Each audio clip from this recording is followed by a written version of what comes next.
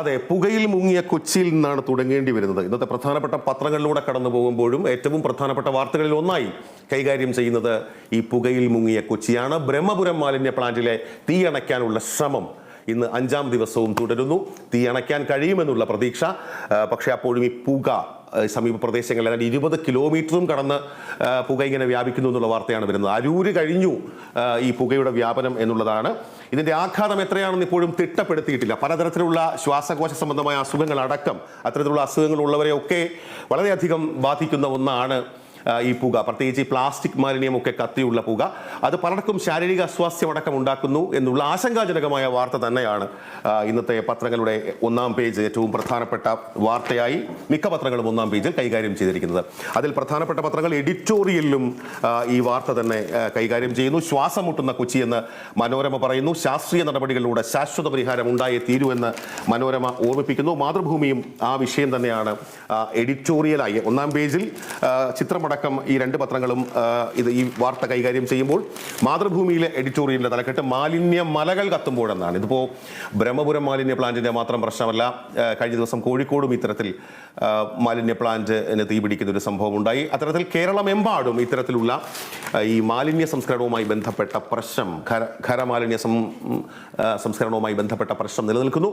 അപ്പോൾ അതിനെയൊക്കെ വളരെ കാര്യക്ഷമമായി സർക്കാർ പരിശോധിക്കുകയും അതിനുള്ള ഇടപെടലുകൾ നടത്തുകയും ചെയ്യണമെന്നുള്ള ആവശ്യം ഈ മാധ്യമങ്ങളൊക്കെ അതിൻ്റെ എഡിറ്റോറിയൽ പോളിസിയായി തന്നെ കൊണ്ടുവരുന്നു. അതേസമയം ബ്രഹ്മപുരം പ്ലാന്റിലെ തീയണയ്ക്കാനുള്ള ശ്രമങ്ങൾ തുടരുകയാണ്. ബ്രഹ്മപുരം പ്ലാന്റുമായി ബന്ധപ്പെട്ട വാർത്തകൾ ഇന്നത്തെ ദിവസത്തിൽ റിപ്പോർട്ട് ചെയ്യുന്നത് അജി കുഞ്ഞുമോനാണ്. ഈ വാർത്ത സംഭവിച്ച ഉടനെ തന്നെ അജി നേരെ ആ രാത്രിയിൽ തന്നെ ബ്രഹ്മപുരത്തേക്ക് പോവുകയായിരുന്നു. അതിനുശേഷം എനിക്ക് തോന്നുന്നു അജിക്കും ചില ശാരീരിക അസ്വസ്ഥതകൾ അനുഭവപ്പെട്ടിരുന്നു. അജി, നമുക്ക് വളരെ ഗൗരവത്തോടെ തന്നെ കാണേണ്ടി വരുന്ന ഒരു കാര്യം, കാരണം ഈ പുകയുടെ ആഘാതം എത്രയാണ്, അല്ലെങ്കിൽ പുക ഏത് തരത്തിൽ ഈ കൊച്ചി നിവാസികളുടെ ആരോഗ്യത്തെ ബാധിക്കുമെന്നൊന്നും നമുക്കിപ്പോൾ പ്രഡിക്റ്റ് ചെയ്യാൻ, അല്ലെങ്കിൽ നമുക്ക് അതൊന്നും പ്രവചിക്കാൻ കഴിയാത്ത സാഹചര്യമാണ്. പുക വ്യാപിക്കുന്നു. എനിക്ക് തോന്നുന്നു അജി നിൽക്കുന്ന പനമ്പള്ളി നഗറിൽ പോലും ഇന്ന് രാവിലെ ഞാനും അജിയും കൂടെ കുറച്ച് മുൻപ് അവിടെ നിന്ന് സംസാരിക്കുമ്പോൾ നമുക്ക് ആ ഒരു പുകയുടെ ഒരു അസ്വസ്ഥത അനുഭവപ്പെടുന്നുണ്ട്. അത് പ്രത്യക്ഷത്തിൽ അവിടെയൊന്നും പുക വ്യാപിച്ച് കിടക്കുകയൊന്നും അല്ലെങ്കിലും ആ ഒരു അസ്വസ്ഥത അനുഭവപ്പെടുന്നു. മൊത്തത്തിൽ കൊച്ചിയുടെ ഒരു അവസ്ഥ ഇപ്പോഴെങ്ങനെയാണ്? ഈ പ്രഭാതം, ഈ ഒരു പകലിലേക്ക്, ഒരു വാർത്താ പകലിലേക്ക് നമ്മൾ കടക്കുമ്പോൾ കൊച്ചി എങ്ങനെയാണ് ഈ പുക കൊച്ചിയെ എങ്ങനെയാണ് ബാധിക്കുന്നത്? കൊച്ചി എങ്ങനെയാണ് ഈ പുകയെ കൈകാര്യം ചെയ്യുന്നത്? അതെ, ഗുഡ് മോർണിംഗ് ഫിറോസ്. കൊച്ചിയെ സംബന്ധിച്ചിടത്തോളം അത്ര നല്ല സുഖകരമായ ഗുഡ് മോർണിംഗ് എന്ന് പറയാൻ പറ്റില്ല. പക്ഷേ ഈ ഫിറോസ് സൂചിപ്പിച്ചതുപോലെ തന്നെ ഈ കഴിഞ്ഞ ദിവസം വളരെയധികം ശാരീരിക ബുദ്ധിമുട്ടുകൾ അവിടെ പോയിരുന്ന എനിക്കും ഒപ്പം തന്നെ നമ്മുടെ സാരഥിയായ അമീർ, നമ്മുടെ ക്യാമറമാൻ സബിൻ ചിത്തിൽ എന്നിവർക്കൊക്കെ അനുഭവപ്പെട്ടു. ആ മാലിന്യ കൂമ്പാരത്തിൻ്റെ അടുത്ത് നിൽക്കുമ്പോൾ നമുക്ക് ഈ പ്ലാസ്റ്റിക് ഉൾപ്പെടെയുള്ള മാലിന്യങ്ങൾ അത് എത്രത്തോളം ഭീകരമാണ്, എത്രത്തോളം അപകടകരമാണ് എന്ന് നമുക്ക് മനസ്സിലാവണമെന്നുണ്ടെങ്കിൽ ആ മാലിന്യം കത്തിക്കിടക്കുന്ന അവിടെ പോകണം. ഞങ്ങൾ അവിടെ പോയപ്പോൾ കണ്ടൊരു കാഴ്ച, ഈ പ്ലാസ്റ്റിക്കുകളാണ് അവിടെ കത്തുന്നത്. ഈ പ്ലാസ്റ്റിക്കുകൾ കത്തി നമുക്ക് അവിടെ ഒരു നിമിഷം പോലും നിൽക്കാൻ പറ്റാത്തൊരവസ്ഥ, അത്രത്തോളം ദയനീയമായ ഭീതിജനമായ അവസ്ഥയാണ് അവിടെ ഉണ്ടായിരുന്നത്. അപ്പോൾ ഇവിടെ അന്ന് ഞങ്ങൾക്ക് അനുഭവപ്പെട്ടത് അതിതീവ്രമായ അനുഭവമായിരുന്നു. പക്ഷേ ആ പുക, അവിടെ നിന്നുണ്ടാകുന്ന പുക അതിനേക്കാൾ ഭീകരമായിട്ടാണ് അന്തരീക്ഷത്തിലൂടെ വരുന്നത്. ഈ പ്ലാസ്റ്റിക് ഉൾപ്പെടെയുള്ള മാലിന്യങ്ങളുടെ ഭീകരമായിട്ടുള്ള കത്തുമ്പോഴുണ്ടാകുന്ന പുക കൊച്ചി നഗരത്തിലടക്കം വ്യാപിച്ച് ഇപ്പോൾ ഇതാ ആലപ്പുഴ ജില്ലയിലേക്ക് പുകയ്ക്ക് അതിർവരമ്പുകളില്ല എന്ന് നമുക്ക് വേണമെങ്കിൽ പറയാം. ആലപ്പുഴ ജില്ലയിലേക്ക് ആ പുക വ്യാപിച്ചു കഴിഞ്ഞു. ആലപ്പുഴ ജില്ലയിലേക്ക് അരൂരിലാണ് ഈ മാലിന്യ പുക, വിഷപ്പുക എന്ന് തന്നെ നമുക്ക് പറയേണ്ടി വരും, വിഷപ്പുക പടർന്നിരിക്കുന്നത്. നമുക്ക് ഈ വിഷപ്പുകയെ അത്ര നിസ്സാരവൽക്കരിച്ച് കാണാൻ കഴിയില്ല. കാരണം വലിയ രീതിയിൽ ശ്വാസകോശ പ്രശ്നങ്ങളടക്കം ഉണ്ടാവുന്ന സ്ഥിതിവിശേഷം, വൊമിറ്റിംഗ് ടെൻഡൻസി, ഒപ്പം തന്നെ പ്രഷർ വേരിയേഷൻ അടക്കമുള്ള ബുദ്ധിമുട്ടുകൾ നമുക്ക് ഈ പുക ശ്വസിക്കുന്നതിൽ ഉണ്ടാകും. കാരണം ഈ കൊച്ചി നഗരത്തിൽ നമുക്കിപ്പം മാസ്ക് പോലും ഇല്ലാതെ പുറത്ത് ഇറങ്ങരുതെന്നാണ് ആരോഗ്യവകുപ്പ് പറയുന്നത്. കാരണം ഈ പ്ലാസ്റ്റിക്കിൻ്റെ അത്രത്തോളം ഈ കത്തി ഉണ്ടാകുന്ന ഈ ഒരു പ്ലാസ്റ്റിക് കത്തുമ്പോൾ നമുക്ക് അതിൻ്റെ ഈ ബുദ്ധിമുട്ടുകൾ നമുക്ക് മനസ്സിലാകും. അപ്പോൾ ഒരു മല കത്തുമ്പോഴുണ്ടാകുന്ന ബുദ്ധിമുട്ടെന്ന് പറയുന്നത് ഭീതിജനകമായിരിക്കും. അതാണ് കൊച്ചിയിൽ ഇന്ന് നടക്കുന്നത്. ഇന്ന് ഈ ബ്രഹ്മപുരം മാലിന്യ സംസ്കരണ പ്ലാന്റിലേക്ക് ജനകീയ പ്രതിരോധ സമിതിയുടെ നേതൃത്വത്തിൽ സമരം നടത്തുന്നു. ഒപ്പം തന്നെ UDF കോർപ്പറേഷനിലേക്ക് സമരം നടത്തുന്ന ഒരു സാഹചര്യം, സ്കൂളുകൾക്ക് 7ാം ക്ലാസ് വരെ പഠിക്കുന്ന കുട്ടികൾക്ക് അവധി കൊടുക്കുന്ന ഒരു സാഹചര്യം, പൊതുപരീക്ഷകളൊന്നും മാറ്റുന്നില്ല.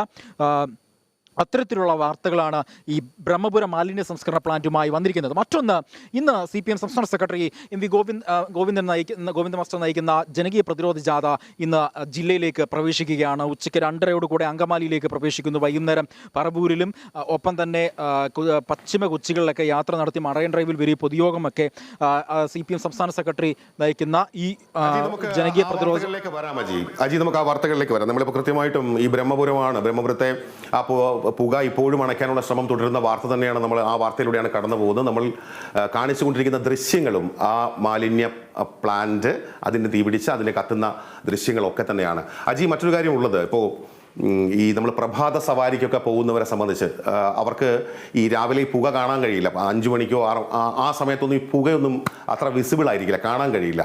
അപ്പോൾ അത്തരത്തിലുള്ള ആളുകളെയൊക്കെ അവർക്കൊക്കെ ഒത്തിരി ജാഗ്രത കഴിഞ്ഞ മണിക്കൂറിൽ കമലേഷ് പറഞ്ഞതുപോലെ ഈ ഡബിൾ മാസ്കും കുറഞ്ഞ പക്ഷം സിംഗിൾ മാസ്കെങ്കിലും ഉപയോഗിക്കേണ്ട അനിവാര്യതയുണ്ട്. അത്തരത്തിൽ നമുക്ക് കൊച്ചി നിവാസികളോട് അജിയുടെ അനുഭവം കൂടി, ഒരു മാധ്യമപ്രവർത്തകൻ എന്ന നിലയിൽ അവിടെ പോയി ഈ കഴിഞ്ഞ 5 ദിവസങ്ങളിലായി വാർത്ത റിപ്പോർട്ട് ചെയ്യുന്നു. ഈ വാർത്തയ്ക്ക് തൊട്ടു പിന്നാലെ തന്നെ അവിടെ എത്തിയ ആളാണ്.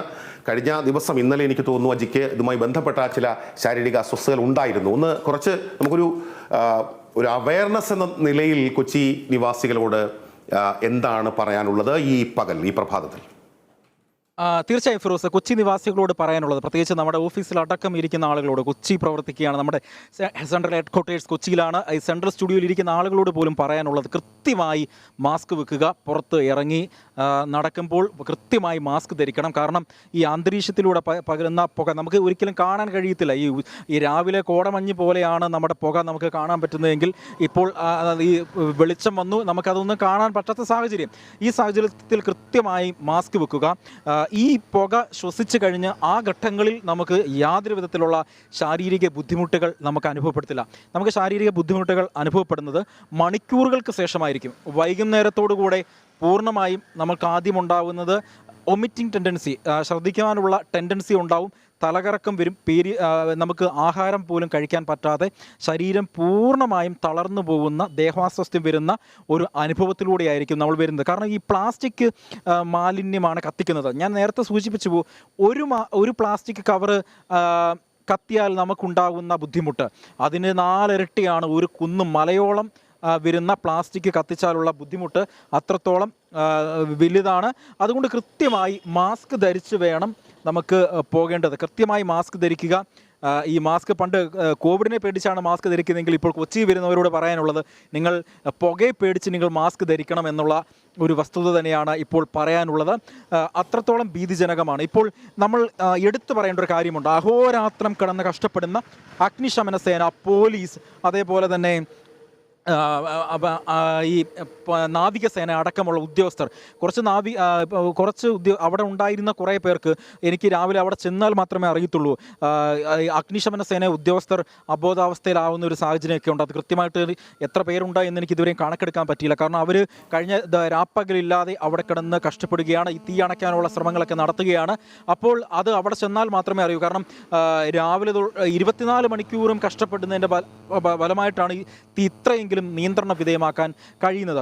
ഏറ്റവും വലിയ പ്രശ്നം എന്ന് പറയുന്നത് അവിടേക്കുള്ള യാത്രയിലാണ്, ബ്രഹ്മപുരത്തേക്കുള്ള യാത്രയിലാണ്. അപ്പോൾ അതുകൊണ്ട് തന്നെ ഞാൻ അജിയെ നിർബന്ധിച്ച് ഈ ബുള്ളറ്റിനിൽ ടെലഫോണിൽ വരാമെന്ന് പറഞ്ഞ അജിയെ ബുള്ളറ്റിനിൽ നിർബന്ധിച്ച് നിർത്തുകയായിരുന്നു. അജി സ്വാഭാവികമായിട്ടും തിരക്കിലാണ്. അജി ബ്രഹ്മപുരത്തേക്ക് തന്നെ പോവുക. ബ്രഹ്മപുരത്ത് തീ അണയ്ക്കാനുള്ള ശ്രമം ഇപ്പോഴും തുടരുന്നു. പക്ഷേ അതേസമയം കൊച്ചിയുടെ വിവിധയിടങ്ങളിൽ ഏതാണ്ട് 20 കിലോമീറ്റർ ചുറ്റളവിൽ ഈ പുക ഇങ്ങനെ വ്യാപിക്കുന്നു. പുകയുടെ ആഘാതം എത്രയാണെന്ന് നമുക്ക് മനസ്സിലാക്കാൻ കഴിഞ്ഞിട്ടില്ല. അതുകൊണ്ട് തന്നെ അതീവ ജാഗ്രത കൊച്ചി നിവാസികൾ, കൊച്ചിയിലും പരിസര പ്രദേശങ്ങളിലും ഉള്ളവർ പാലിക്കണം. പ്രത്യേകിച്ച് കൊച്ചുകുട്ടികളും ഈ ശ്വാസകോശ പ്രശ്നങ്ങളുള്ള വരും, അതുപോലെ രക്തസമ്മർദ്ദം അടക്കമുള്ള അസുഖങ്ങളുള്ളവരും ഒക്കെ, വളരെയധികം ഗർഭിണികൾ, അങ്ങനെയുള്ളവരൊക്കെ വളരെയധികം ജാഗ്രത പാലിക്കുക.